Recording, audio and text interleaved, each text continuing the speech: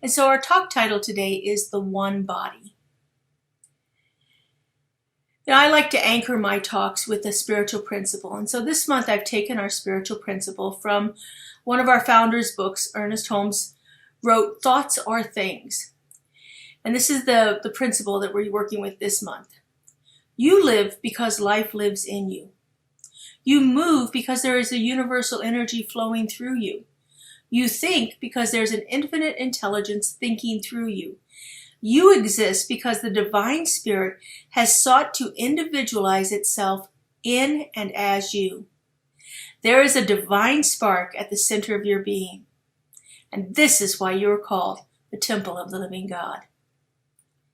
You know, each one of us is a unique and perfect manifestation of the divine. It moves through every single aspect of our being. It's not just our consciousness, it's not just our soul, but it is also our bodies. You know, the body is the one thing in this world which is completely and intimately ours. And rather than engaging in a spirituality that denies the body, we can move closer to having an experience of spirit actually alive in our lives here and now by fully engaging with our bodies. You know, our bodies are magnificent and magical conduits between spirit and our universal consciousness. And they ought to be celebrated for the way they allow us to experience the world in which we live. This is the only way we can actually experience life on this plane, is through having this vehicle that we move around in. We've heard it called a earth suit.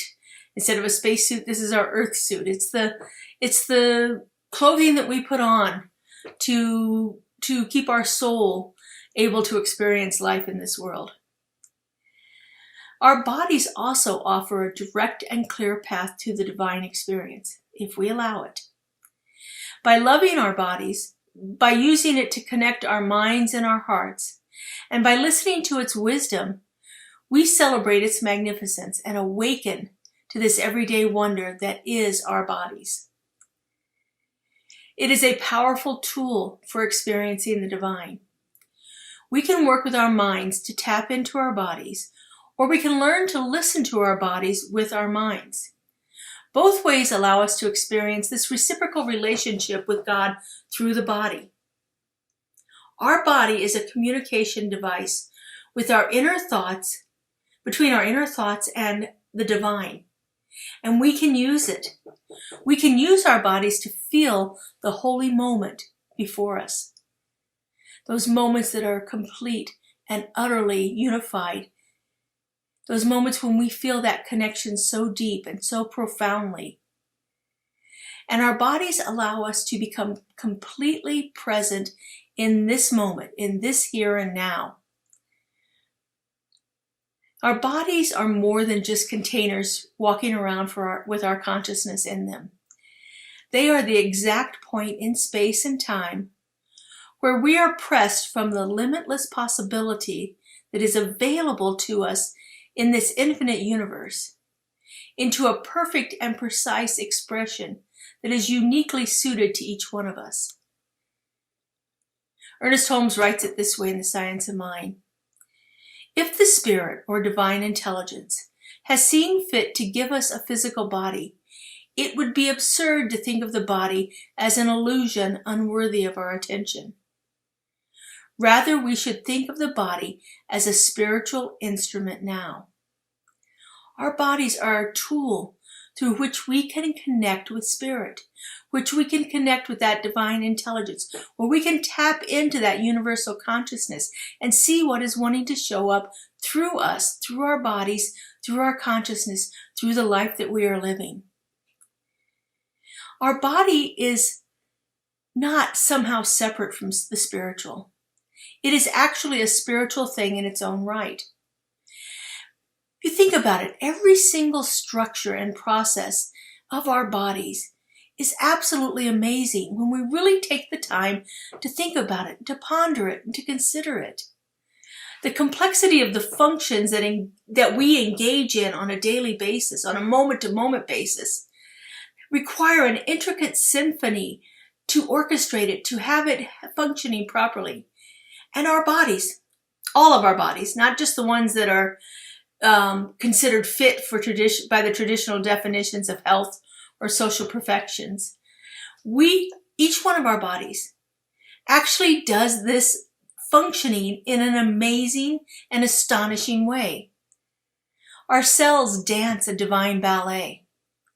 Every breath that we breathe is spirit rushing more and more into that moment and into the space which we occupy via our miraculous and wondrous bodies. Just think a moment about the breathing, how we breathe in and everything that happens in our bodies, and how that air fills our lungs, raises our diaphragms, makes our chest cavity expand. How that air then moves through our cells to the rest of our body, nourishing them, breathing life into each one of our cells. It is absolutely amazing, the functioning of our bodies. Our bodies are part of the fullness of God, expressing itself in as many unique and varied ways as you could possibly imagine. By getting acquainted with the activity of God through our bodies, and by accessing our intuition, by listening to those nudges, and sometimes those mighty roars from our body directing our lives, we can move into a deeper experience of the mystery of the divine and into a harmonious and ecstatic lives that we can only possibly dream of.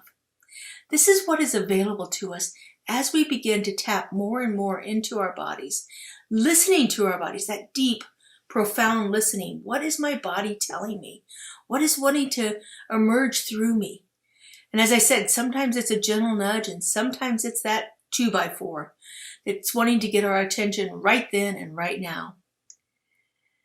Over the last few years, I've learned to listen more intently to the various parts of my body. When I have an ache or a pain or a stiffness, or if something just feels out of whack, I'll ask that part of my body to give me guidance, to let me know what's up with it, or to tell me what it needs in this moment.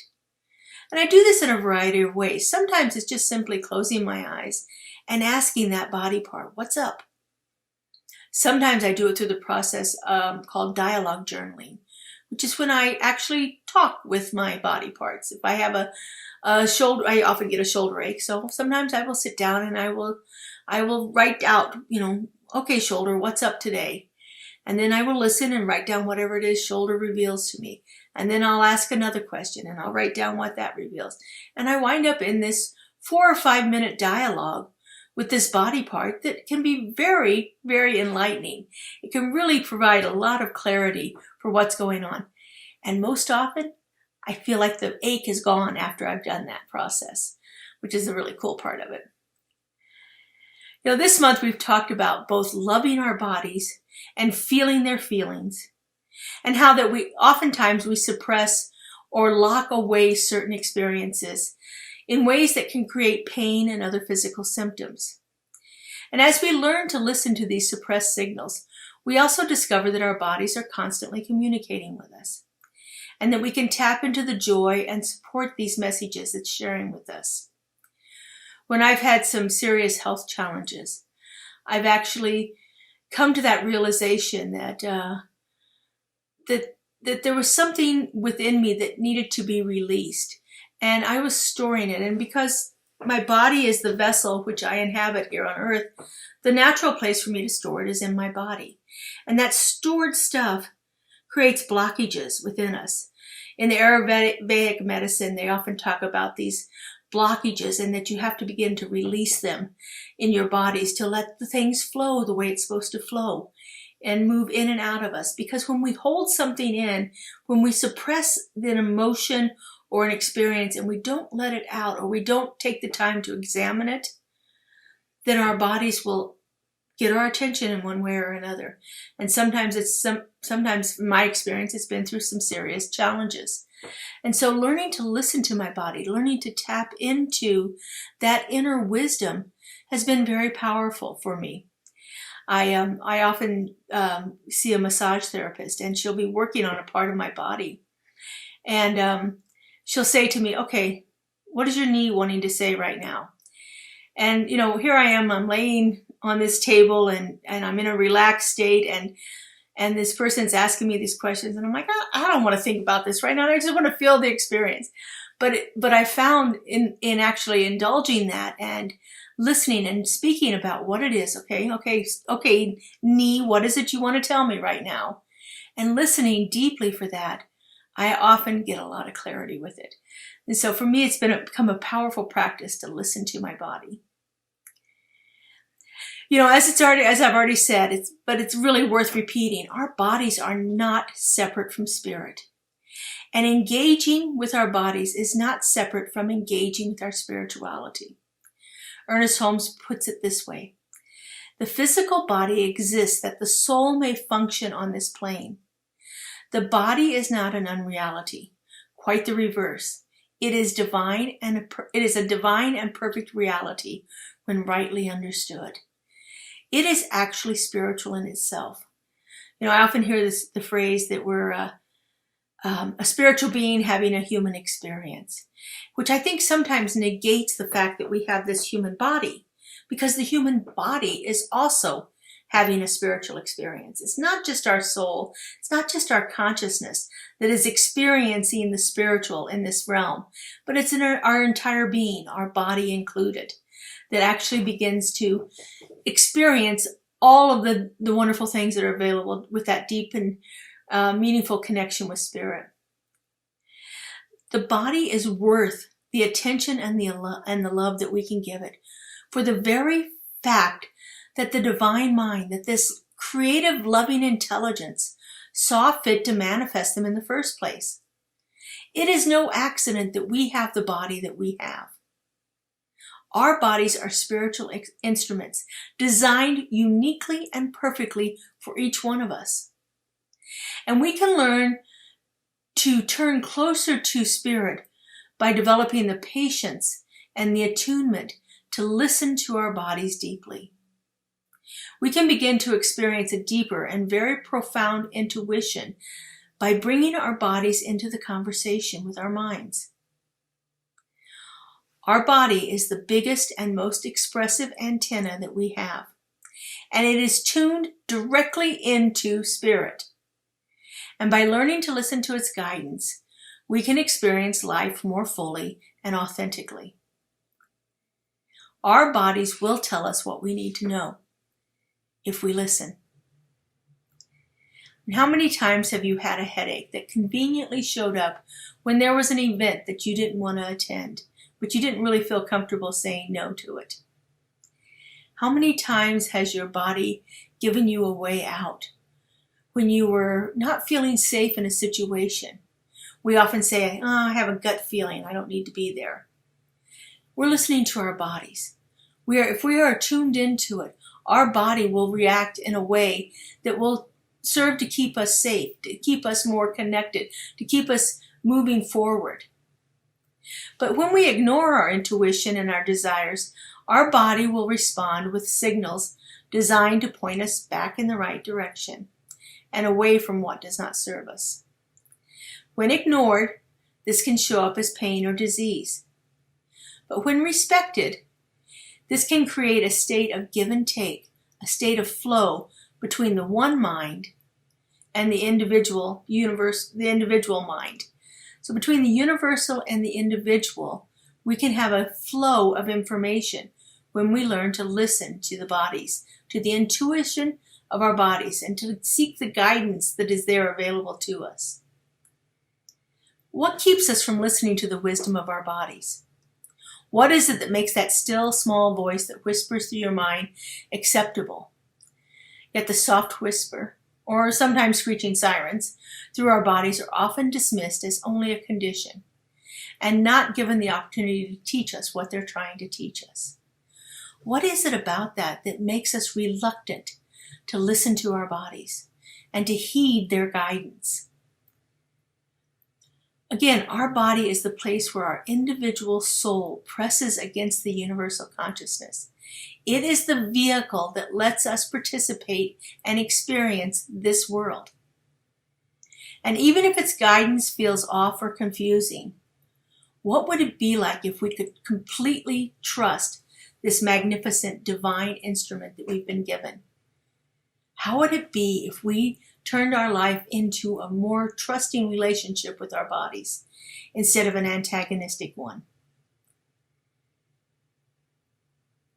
Our bodies are the individualized expression of the body of God.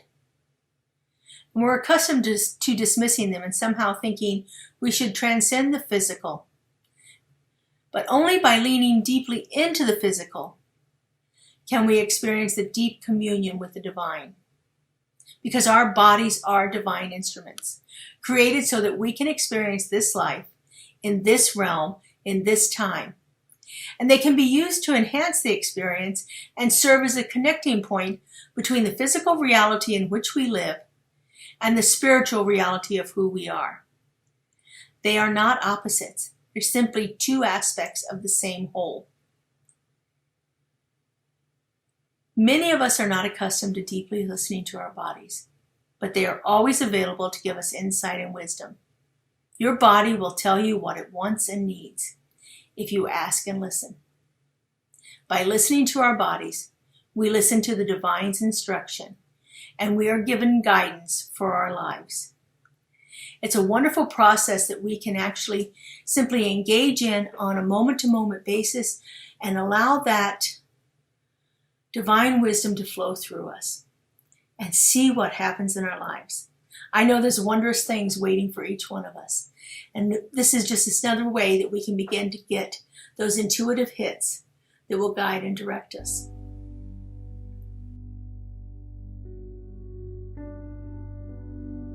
So let's take these ideas into prayer. We use a form of affirmative prayer called spiritual mind treatment, in which we recognize the presence of the One, that universal consciousness that we are indwelling. And then we unify ourselves with it, knowing that what it is, we are, that it is in us, it's moving through us, it's showing up as us, in all that we are and all that we do. And then we make statements of truth, affirmations that affirm what it is we are experiencing. And then we give thanks and we let it go. So if you would with me, just simply turn within. You might want to take in a nice deep breath and just release it. That breath centers us in our body, allowing us to connect with it. And so in this moment of deep connection, I know that there is only one. There's only one body. There's only one life. There's only one mind. There is that one creative, loving intelligence that brought forth everything into existence through its own energy, through its own essence. This divine presence created all.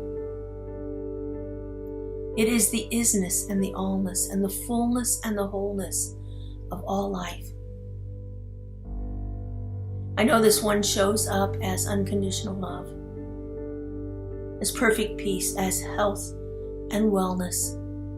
It is the wholeness and the perfection of life right here and right now. And I know that it unfolds itself in divine right order with perfect balance and harmony. And because I know there's only one, I know that I am one with it. That all that I am is that perfect and unique manifestation of the one, endowed with that unconditional love and peace and balance and harmony. I know that there is a perfection flowing through me at all times in divine and right order. And because I know this is true for me, I know this is true for all life. I know that each one of us is that perfect emanation of the one creative, loving intelligence. And so in complete realization of the power and the presence of this divine creative intelligence manifesting itself as all life, I speak my word. I know that right here and right now, each one of us inhabits a body that is perfect. It is perfect for each one of us, that is uniquely designed to fit the needs we have to experience life in this realm.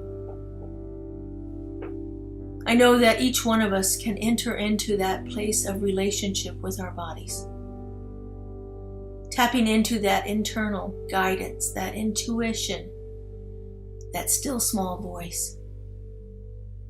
And by listening deeply and completely and trusting what is revealed, this voice becomes a guidepost, an internal GPS that allows us to move through this plane and this existence. I know it is always available to us, and that the more we learn to listen to it, the more we begin to rely on what we hear. And I know that this builds the trust and the faith and the conviction that we are always divinely guided and directed every step of the way. And how good it is to know this, how good it is to feel it and see it in action. I marvel at the unfoldment of it through my life and the lives of everyone I meet. And I just give great thanks for this. And so I release this word into the law, to that creative mind, that loving intelligence that knows no lack or limitation, that is always moving forward and unfolding itself through each one of us. I let it go and I let it be. And so it is. Amen.